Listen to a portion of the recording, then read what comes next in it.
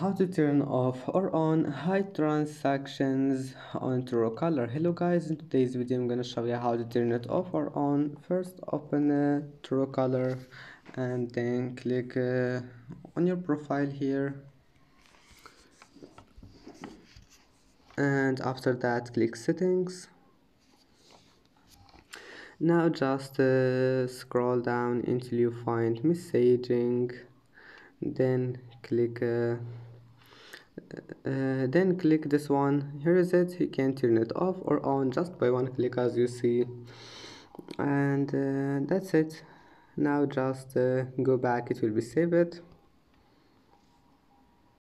And that's it for today's video. If you like this video, please don't forget to like and don't forget to subscribe, and thank you for watching this video until the end, and see you in the next video.